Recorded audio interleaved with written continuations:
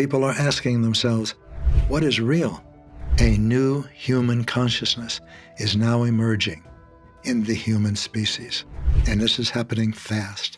The new consciousness doesn't have the limitations of the old consciousness. We are beginning to experience that which we cannot taste or touch or smell or hear or see, and yet what we are experiencing is real.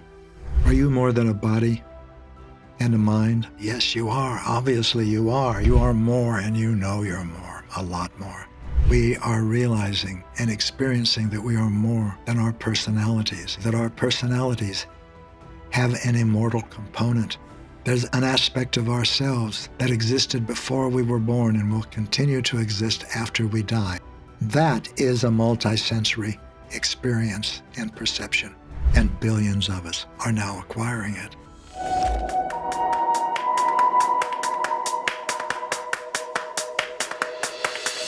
This mini-series, which is part of the Gary Zukav Podcast, is on the question, what's real? I'm doing this series because this is a question that a lot of people are asking themselves now. Most people think it's difficult to say what's real anymore because of technological advancements. AI is the most prominent of those. And there are many people, especially millennials and Gen Z, that are thinking, what is real now? Do I even have a future? I'm seeing AI replace many jobs that just yesterday were filled by people like me. Educated, though, capable, and now replaced by a computer program. What's real? It's climate change that's transforming everything. I live on the west part of the United States. Wildfires are becoming horrendous, huge. Smoke plumes extend sometimes 30,000 feet into the stratosphere. And when that happens, they create their own weather system, feeding on itself and blowing embers miles ahead of the fire front. These kind of fires didn't exist before, but they do now. Tsunamis are more than inundating some island nations. Those island nations are disappearing beneath the water. They don't exist. The culture, the language, the villages, the sand, the beach, it's all gone. There's just water. And in the meantime, back here in the United States on the East Coast, streets in Miami are starting to flood when they never did before. Not flood with fresh water back up, but with salt water. These are extraordinary times. And so people are asking themselves, what is real? In the United States, we have a government that is striving to be an authoritarian government, and so it has introduced terms like alternative facts, fake news. And again, people are asking, well, what is real? And that's what we're exploring. That's what we're examining in this mini-series of the Gary Zukav Podcast. Because, no pun intended, this is a real topic. And what we've discovered so far, we've looked at AI. Is that real? Well, you can look at that podcast and you can see our discussion of it. The answer is yes, it's real. But it's not artificial. It does the same thing that our intellects do. It analyzes, it processes, it compares, it deduces, it creates conclusions. But that's not new. That's just doing what our intellects did, but faster. And with much greater access to data. It's not something you can depend on. It's something that's just another technological advancement. There have been some really good ones, like the steam engine, like agriculture, like the internet. And those have affected human behavior, but not human evolution. That's something only you can do, affect human evolution. We also looked at meaning. As you find your way in this new world, it's meaning that becomes your compass, not your intellect, not your reasoning, not your understanding, and that's real. But in all of this abundance of stimuli, of stimulation, technological advances, climate change, challenges to the very concept of what is true, beneath that is a more fundamental cause of the question, what is real? And that fundamental cause is this. A new human consciousness is now emerging in the human species. Not just in the United States, not just in Germany or Thailand or Venezuela, the entire human species. And not just college graduates, and not just carpenters and plumbers, and not just rice farmers, everyone. And this is happening fast. It's happening within 3 human generations, and 1.5 of them have already arrived. That means about half of the human population have the new consciousness, and the other half still have the old consciousness. And that is what is behind the fundamental question, what is real? Because for those individuals that still have the old consciousness, it's real. And for those who have the new consciousness, that's real too. And they're coexisting at the same time. And they're coexisting in many people at the same time. You're probably one of them. So what is the difference between these two? The old consciousness evolved over a long time. Approximately, let's say, 300,000 years. If you want to start counting earlier, you could say 1.5 million years. In either case, that's a long time for a consciousness to evolve, and that's what our consciousness did, the old consciousness. It's limited to the 5 senses, to what you can see and taste and hear and smell and touch. And if you can't do that, then whatever it is you're talking about is not real. That's the way the old consciousness believes, experiences, and is oriented. If it's not detectable by the 5 senses, it's not real. It's imagination. It's delusion. It's fantasy. But it's not real, and it's not worth considering. What are some examples? Intuition. Experiencing the intelligence, the wisdom, the love, or the compassion of someone who has, from the perception of the old consciousness, died. That's not real either. That's fantasy from the old consciousness. But ask somebody who's actually experienced it, and they'll tell you, no, that wasn't my fantasy. That was Grandma. She was here. I felt her love.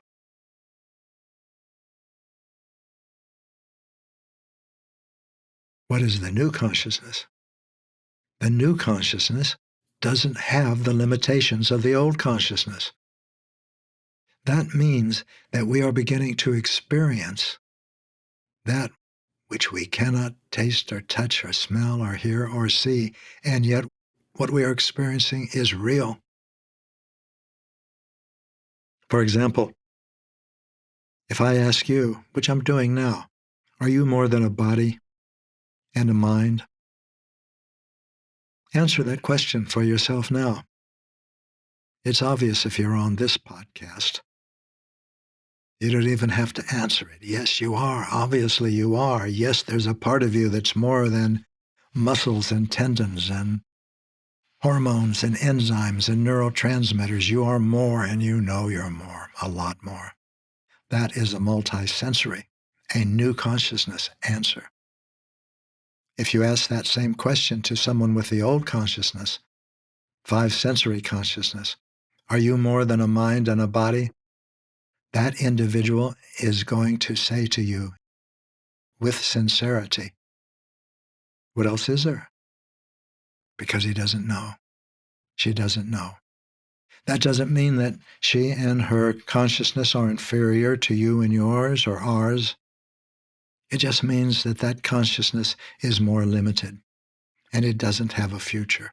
It's being replaced by the new consciousness.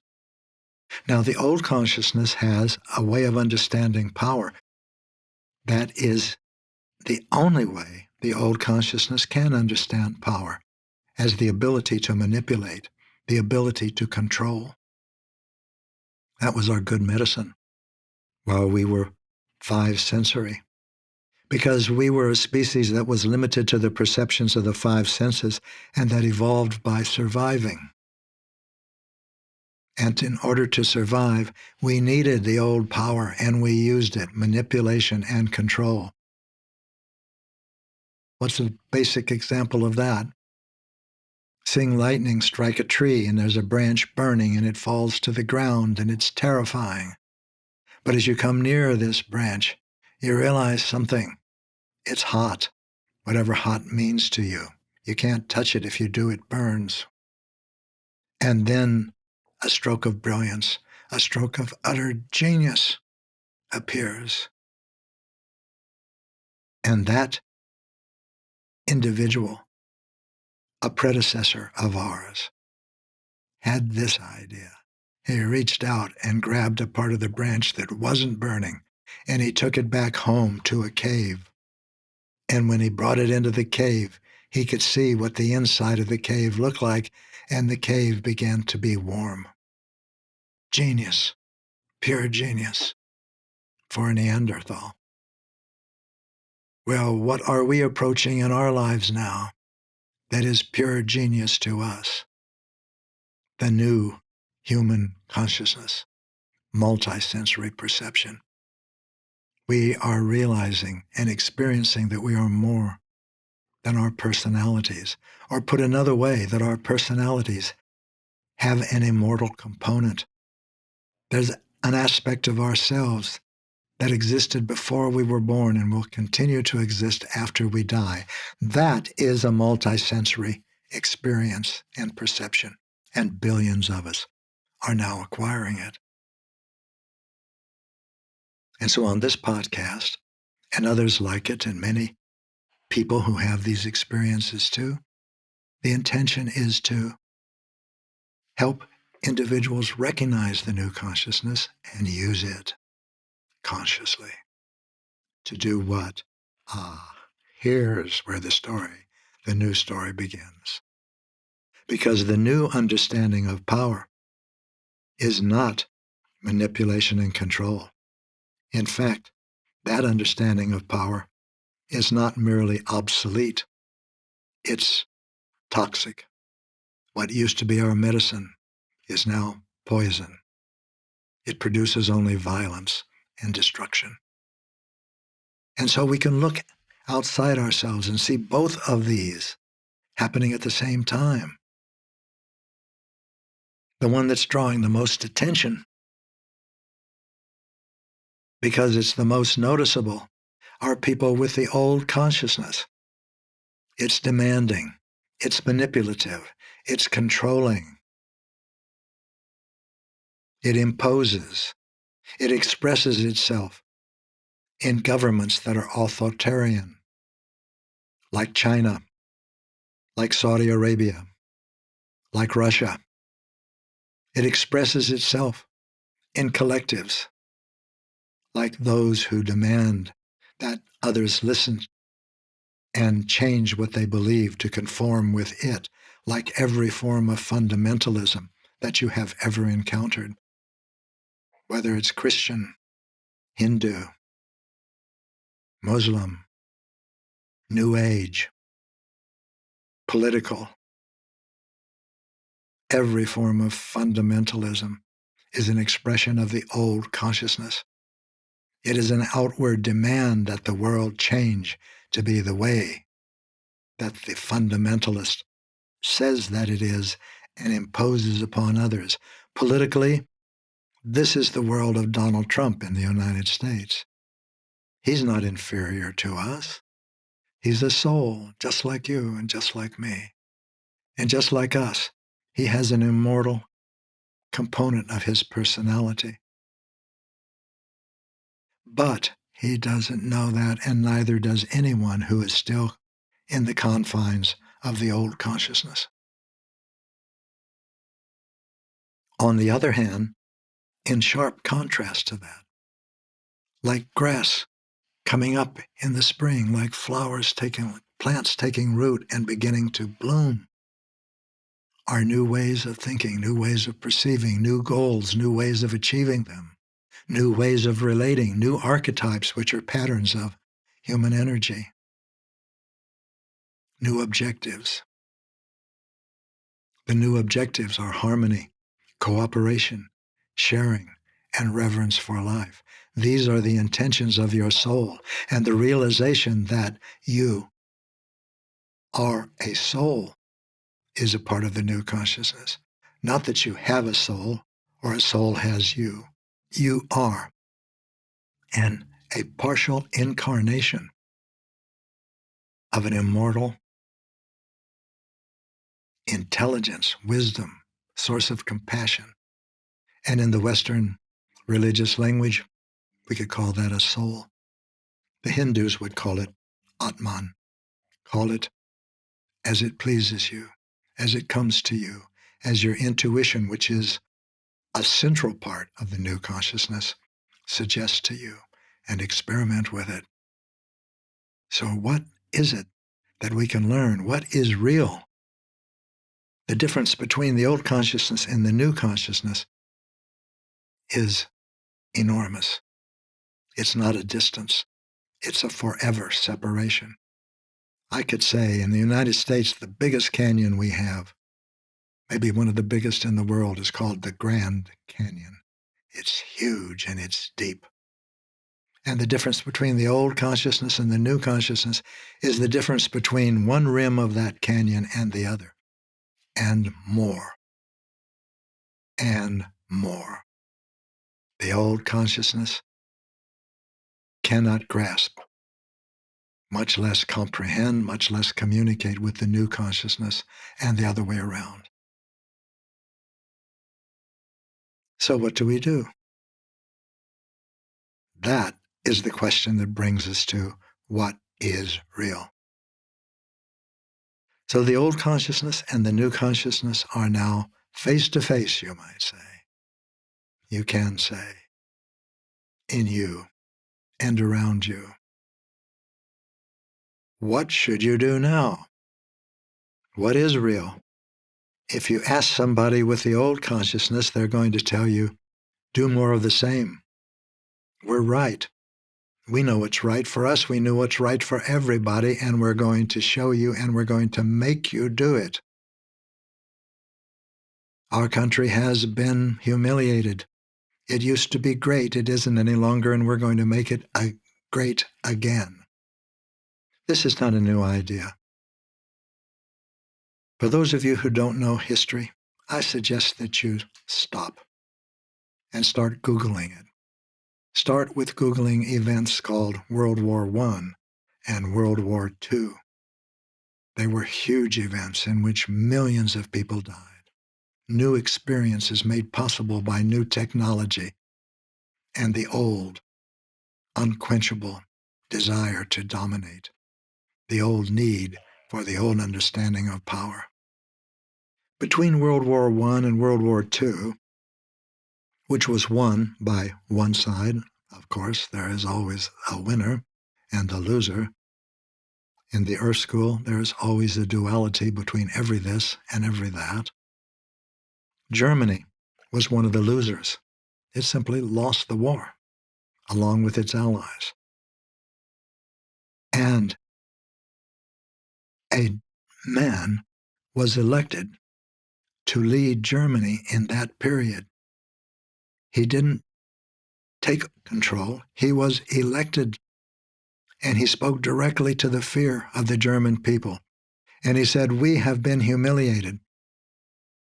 We were once a great nation, and we will become a great nation again. We will make Germany great again. Does that sound familiar? It's simply the original origin in modern terms of we will make America great again. That person's name was Adolf. His last name was Hitler. And he chose to make Germany great again. And he directed all of his passion toward the fear in the German people. And they created huge rallies. He loved to be adulated. He had rallies with tens of thousands of people. One of the most famous was called the Nuremberg Rally, because that's where it took place. And he was the center of attention. He loved military parades. He loved to dominate. He needed to dominate. And in the end, his own unquenchable desire to control everything, to create what the Germans called, 1,000-year Reich. It didn't last 1,000 years. It lasted 12 years, and it led to the utter destruction of Germany, which modern Germany has brilliantly acknowledged, courageously acknowledged, and moved beyond that. We are now faced with the same thing. We are faced with that consciousness again. Is it real? It certainly looks real. You're going to see more military parades, more adulation directed toward not Adolf Hitler anymore, but Donald Trump. Adolf was a soul like us too. But at that time in human history, which was a long time, the soul was questionable. It's not when you're 5th century. It's the essence of who you are. It's the powerful essence. That's the word. So, what happens when you ask that question, what do we do now, to someone with a new consciousness? We already know what the old consciousness is saying. It's saying it all of the time. This distinction is very clear in the United States and also in other parts of the world. What happens when you ask that question, what do I do now? And you have the new consciousness. You're not confined to the old consciousness. That's going to be the topic of our next podcast. So between now and then, here's a soul step for you. Take out your notebook from your purse or the little notebook in your jeans pocket and write down everything that I've said in this podcast that you resonate with, that you think, well, that could be, or that sounds right, or that you resonate with a rejection. Say, that's nonsense. That's just not right. It's fantasy. If you really have the old consciousness, you will not have listened to this podcast this long. So know that you do have the new consciousness, and we'll talk about it because it has a great deal to do with the question, what is real and what should we do now? If you'd like to go deeper, I recommend that you download a free gift on our website, seatofthesoul.com. It's called the Authentic Power Guidelines. They're powerful, easy to use, easy to be guided by. My beloved Linda Francis created them. She walked into my creative space one day and handed them to me, and I've been awed by them ever since. And I offer them to you. So to get to them, go to seatofthesoul.com. Download them and do more than just skim them over. Look at them. See how they apply to you, if they do. There are certain things that are necessary to create authentic power. You'll recognize all of them: courage, commitment, compassion, conscious communication and action. And these are not guidelines. These are baskets where the guidelines are carried. Now start looking at each of those guidelines. Bring them into your life. See if they create what you want to create in your life. And if they do, create some more. If they don't, come back to the podcast, the deep cast, the soul cast next week, and I'll suggest some other things to you. I love being with you on and in this podcast. I always do. I'm Gary Zukav.